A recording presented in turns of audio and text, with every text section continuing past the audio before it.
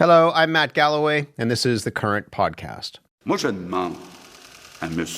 Saint-Pierre Plamondon, au chef du Parti québécois, d'avoir aujourd'hui du courage. And with that, Premier François Legault turned up the heat on Quebec politics. He challenged the Parti Québécois leader to pressure the Bloc Québécois to vote in favour of the Conservatives' non-confidence motion, which is expected today. Now that the NDP no longer has a deal to support the Liberals, the votes of the Bloc could make the difference between the government carrying on and a snap federal election. Last week, Bloc leader Yves-François Blanchet said his members would not vote to bring down the government, at least not this time. To explain what exactly is going on in Quebec politics and how this could influence politics across this country, I'm joined by two journalists. Michel Siauget is a political columnist with La Presse, commentator on Radio-Canada, and Daniel Thibault is the host of Radio-Canada's political television show, Les Coulisses de Pouvoir. Good morning to you both. Good morning. Good morning.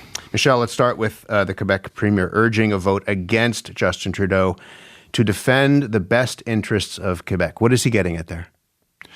Nobody's quite sure what came through him to do that, because obviously if you vote the no confidence motion, we'll get an election and we'll most probably get the Poilievre government, which Quebecers do not want. So it seems Mr. Legault tried to embarrass the PQ, the Parti Québécois, who is a sister party with the Bloc, and to go tell them to bring down the government. Nobody quite understood what he meant or what was the end game of this. But the only thing we can say is that it very much turned against Mr. Legault than have any kind of positive result for him. Danielle, can you make any sense of this? I agree with Michel on the trying to embarrass the Parti Québécois to a certain degree. I think it was short-sighted from Mr. Legault.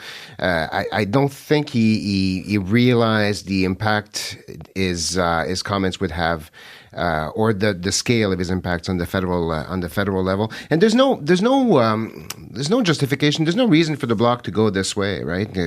The supply and confidence agreement between the NDP and the Liberals is down. The Bloc has found some new power back. They want to negotiate something. They want to get stuff for Quebec. And in that dynamic, there's no reason for them to vote against a government with whom they're about to negotiate. Plus, and Michel pointed it out, the Conservatives are not overly popular in Quebec. Let's put it that way. And there's no guarantee that the Conservatives will give anything better to Quebec.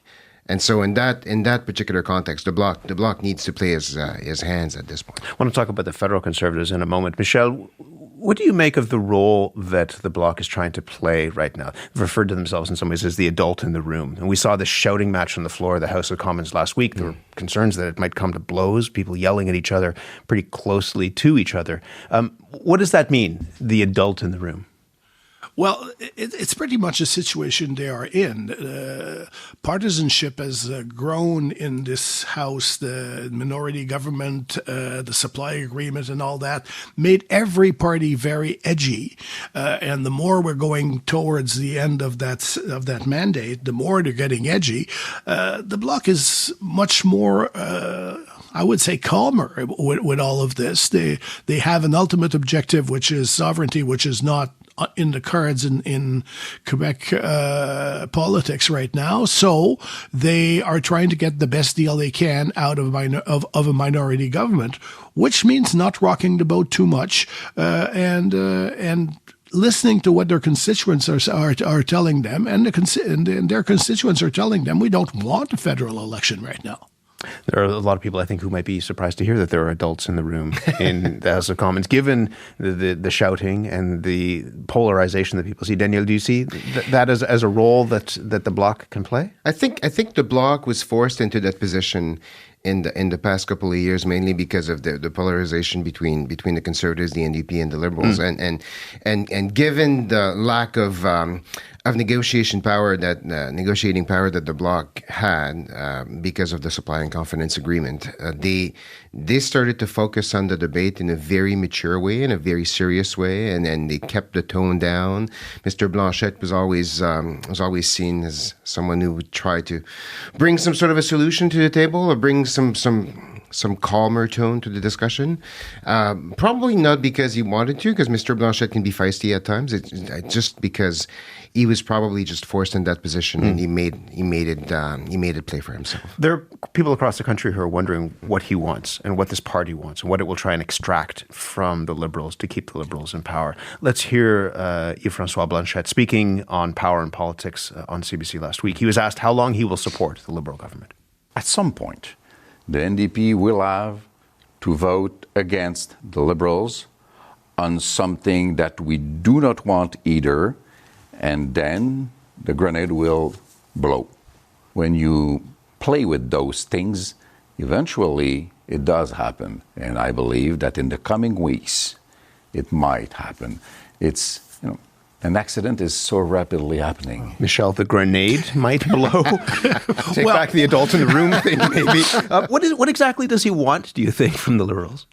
He wants very small things that he can bring back to his voters saying, we got that for you. Right now, they're fighting very hard. So there's a discrepancy between people between 65 and 74 as far as old age pensions are concerned, and the people over 75. He wants people to be between 65 and 74 to get the same advantages.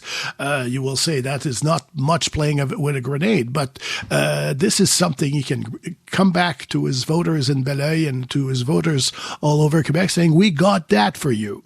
And if he doesn't do that, in fact, and he plays with real grenades, people won't forgive him. So, and that's been the Bloc since the 1990s when you think of it, about it. They say, we will try to bring concrete progress for files that touch Quebec nationalism, Quebec, the special status of Quebec, but also for every Canadian, for what is seen as something that's unfair, like old age pension right now. Do you think that the Liberals, and I want to pick up on that for every Canadian piece, but do you think, Michelle, that the Liberals will want to play ball here? That they will give him what he's looking for in the very least the short term to keep the government in power? They may very well, but it's happened before. But I don't know what's the state of public finances on that particular issue. But fact of the matter is, they don't. The Bloc will have to see two things at the same time. One is that their voters do not want an election. That's obvious. There's nobody in Quebec clamoring for federal election, and especially since a federal election would probably give a Poilievre government, which is Mr. Poilievre is not very popular in Quebec. That's an euphemism. The other thing is that the Liberals may well give that if that means staying in power. They've done worse. How should other Canadians, people outside of Quebec, look at that deal making, do you think, Danielle? As far as the Bloc goes? Yeah. I don't think the Bloc cares about the way other Canadians look at it. And yet they have the balance of power. They do have the balance of power, and they're playing their hand. They're playing for what their hand will be at the next election in Quebec. They're campaigning only in one province. We need to remember that. And in the case of the old age pension that Michel was pointing out, the interesting thing is that every now and then when Mr. Blanchet speaks to reporters in English, he points out that it's not only a gain for Quebec, it's a gain for the whole country. And so this is something that he can play on both sides. There's been other demands. He wants a better protection for supply and demand. He wants more power for immigration in Quebec. I don't think he's going much further. In fact, the interviews in English, like we heard, he doesn't do that many of them. He does the scrums but rarely sits down for a full-blown interview. He talks to his voters. His voters are in Quebec, and right now he knows that he can come back to Quebec and say, "You don't like Mr. Trudeau, or you don't like Mr. Poilievre. There's me in the middle," and he's basically putting together the case that he's going to be putting forward to voters next election. Michelle, you've hinted this a couple of times. Pierre Poilievre, not particularly popular in Quebec. You wrote a piece that said, these are your words, "It's not hard to guess the reason Quebecers are allergic to Poilievre's style, that of intimidation, insults, and a feeling that he has never encountered a quarrel in which he did not want to get involved." Tell me more about this and why the style of Pierre Poilievre, which seems to be appealing to some Canadians across this country, is not resonating in Quebec. Well, first of all, Quebecers are pretty much adverse to any kind of confrontation. They don't like that a lot in politics. And even though we play very often with very divisive issues like sovereignty, people don't like too much confrontation and too much argument. That's one thing. The other thing is Mr. Poilievre not only arrives by insulting people and he's quick to insult, let's put it this way, but he also says things that are in provincial or even municipal jurisdiction and say it will be my way or the highway. There will be not a dime for a public transit in Quebec City if you don't build the very controversial third bridge or tunnel or whatever between East and North and South Shore. That's not his business. And when you come and say that, when you come and say the mayor of Montreal, she's incompetent, the mayor of Quebec City is an incompetent guy, people voted for these people. Who's Mr. Poilievre to say, get rid of Valérie Plante in Montreal, she's not good? So there are two things here. There's a style, but there's also the permanent confrontation with Ottawa, which basically was not the Conservative Party's hallmark. This was the way the Liberals used to play. And people don't quite like that. Danielle, what do you make of that? The thing that I find interesting with Mr. Poilievre is that contrary to the previous Conservatives leader, he's not trying to propose anything specific to Quebecers. Mr. Harper, Mr. O'Toole had a Quebec platform and a Quebec offer. And I was told by some of his advisors early on, after he won the leadership, we tried that in the past and it didn't work. So why would we try it again? So and if the polls are to be believed, he may not need and that's what Stephen Harper proved, that you can form a majority government with a very small base in Quebec. And so with that particular view, he walks into Quebec without, I think, caring too much about what people think or what people will say about him. They'll probably make some gains. They're hoping to make some gains, but modest gains, but they're not going to make those gains with a specific offer or specific little things that they'll offer to Quebec. They'll offer to Quebec what they're offering to the rest of the country, and if they want to buy it, then buy it, and if not, well, they'll get their voter base somewhere else.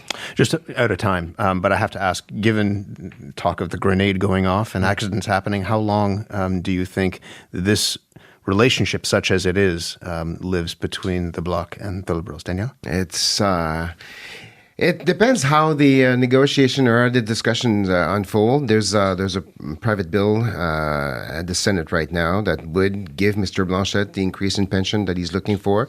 How far are the Liberals willing to go on that one? We'll see. And then the other little parts that they want to talk about, can they make some headway on that? Likely. I think the Liberals would like to keep that going until the spring, as the first confidence vote that they should survive this week. But there'll be a series of others, and Mr. Blanchet has already hinted that if it doesn't go his way, he's willing to pull the plug himself when comes his opposition day. So we'll see. Michelle, the leaves are just changing now. Will this government still be in power when the leaves return to the branches in the spring? Do you think that deal lasts that long?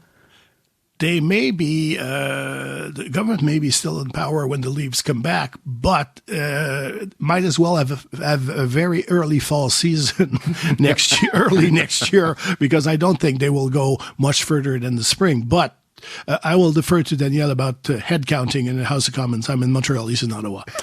It's good to have you both here, and we will talk again, I'm sure, in part because of that balance of power. And everybody's wondering how long this arrangement, such as it is, will last. Thank you both. Bye-bye. Danielle Thibault is the host of Les Coulisses de Pouvoir on Radio-Canada. Michel Sielger is a political columnist with La Presse and also a commentator on Radio-Canada.